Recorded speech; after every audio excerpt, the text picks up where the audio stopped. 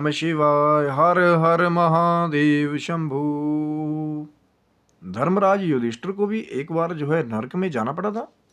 जी हाँ, बिल्कुल सही सुना आपने। कहीं ना कहीं शिव शक्तम चैनल पे आप लोगों का स्वागत है और नित्य प्रति हमारी कोशिश है कि कुछ रोचक ज्ञान की चर्चाएं आप तक लेकर के आए कहीं ना कहीं, जिनमें से आज एक कथा जो है बड़ी दिलचस्प है, बड़ी रोचक है कि युधिष्ठिर जी जो सत्यवादी थे महाभारत काल में, उन्हें भी एक बार कहते हैं कि नरक के कुछ देर के लिए दर्शन करने पड़े थे। लेकिन किस कर्म से?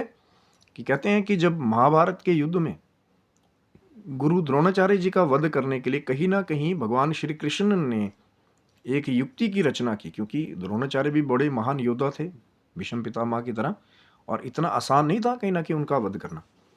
तो श्री कृष्ण जी ने एक युक्ति बनाई कि युधिष्ठिर को समझाया कि कहीं ना कहीं एक ऐसी युक्ति की हम लोग रचना कर रहे हैं कि ये हम बताएंगे गुरु द्रोणाचार्य जी को कि अश्वत्थामा मारा गया, क्योंकि गुरु द्रोणाचार्य जी का पुत्र था अश्वत्थामा, और कहते हैं गुरु द्रोण जो है वो अपने पुत्र से बहुत जो है वो प्रेम करते थे।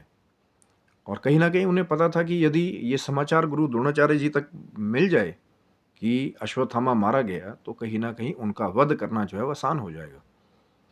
और कहते हैं कि श्री कृष्ण जी की इसी युक्ति के लिए युधिष्ठिर जी को कहीं ना कहीं तैयार किया गया कि आपने ये बात जो है वो बोलनी है, क्योंकि सबको यही पता था कि गुरु द्रोण जो है वो युधिष्ठिर के ऊपर भी उतना ही विश्वास करते थे, क्योंकि शिष्य थे उनके।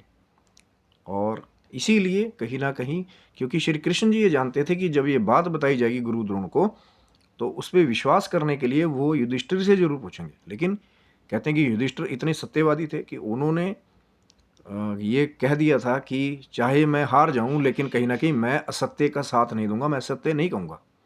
तो फिर श्री कृष्ण जी ने एक और युक्ति बनाई कि कहीं ना कहीं कि ठीक है, अगर आपने असत्य नहीं कहना, हमारे दल में एक हाथी है अश्वत्थामा नाम का, हम उसका वध करवाएंगे।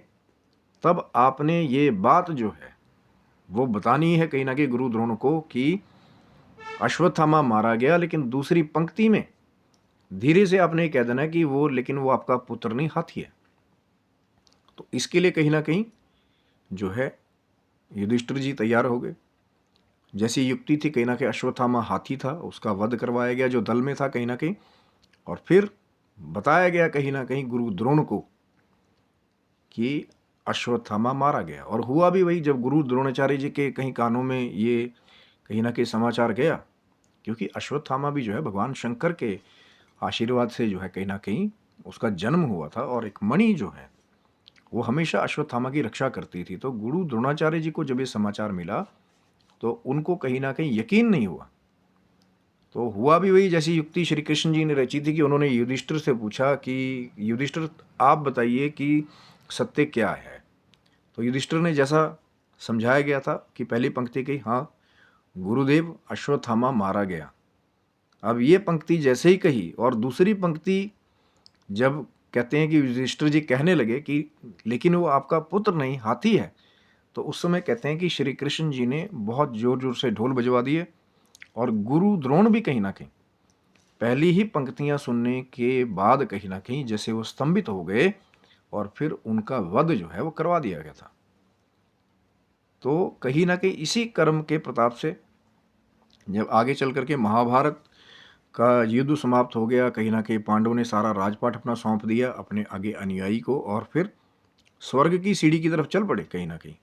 तो कहते हैं युधिष्ठिर जी ही ऐसे अकेले थे जो स्वर्ग की सीढ़ी को पार करके सशरीर कहीं ना कहीं स्वर्ग में जिन्होंने प्रवेश किया था। और बाकी सब जो कहते हैं पांडवों के जो देह है और द्रौपदी तक की देह भी है वो पहले छूट गई थी, उनकी मृत्यु पहले हो गई थी। और कहते हैं कि फिर एक ऐसी माया का भी कहीं ना कहीं दर्शन जो है, जब सशरीर जो है कहीं ना कहीं पहुंच गए युधिष्ठिर जी वहाँ पे, तो एक नरक में कहीं ना कहीं सबसे पहले उनको ले जाया गया। तो 80 पत्र नरक का दृश्य था वो, वहाँ पे बड़ी दुर्गंध आ रही थी और कहीं ना कहीं चीखने पुकारने की आवाज़ें जो युधिष्ठिर जी को आ रही थी। तो युधिष्ठिर जी ने पूछा कि आप कौन हैं? तो फिर आगे से कहीं ना कहीं परिचय मिला कि हम भीम, नकुल, सहदेव, अर्जुन, द्रौपदी सब यही हैं कहीं ना कहीं, और हम कष्ट पा रहे हैं नरक में। तो कहते हैं युधिष्ठिर जी ने फिर वहीं पे रहना स्वीकार कर लिया था कि जहाँ मेरे भाई रहेंगे उसी जगह मैं निवास करूंगा, मुझे स्वर्ग की इच्छा नहीं है। तो कहते हैं कि फिर इंद्रदेव वहाँ पे प्रकट हुए और फिर इंद्र जो है वो युधिष्ठिर को स्वर्ग में जो है लेकर के गए, क्योंकि वो सिर्फ एक माया थी कहीं ना कहीं।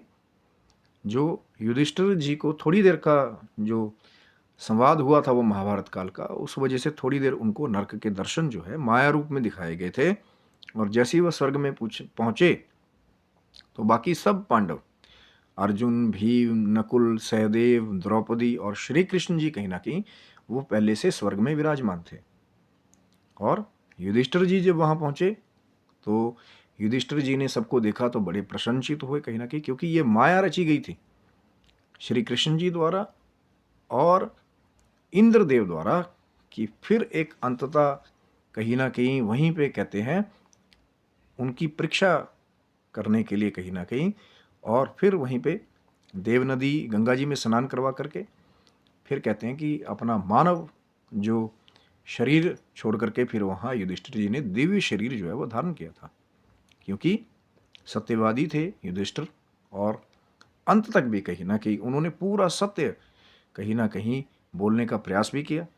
लेकिन श्री कृष्ण जी ने जो माया रची कहीं ना कहीं वो धर्म के लिए, क्योंकि उन्हें ये पता था कि जो विपक्षी दल है कहीं ना कहीं, जो कौरव हैं कहीं ना कहीं, वो अधर्मी है कहीं ना कहीं, तो उनके साथ जो है बिना युक्ति के, बिना दूसरी माया के जीता नहीं जा सकता। ये श्री कृष्ण जी की कृपा है। आशा करता हूँ वीडियो आपको अच्छा लगा होगा। ज़रूर लाइक शेयर सब्सक्राइब करें। तब के लिए सभी बंधुओं को हर हर महादेव शंभु। जय माता दी, जय श्री कृष्णा, राधे राधे आप सभी बंधुओं को। हर हर महादेव, जय महारानी।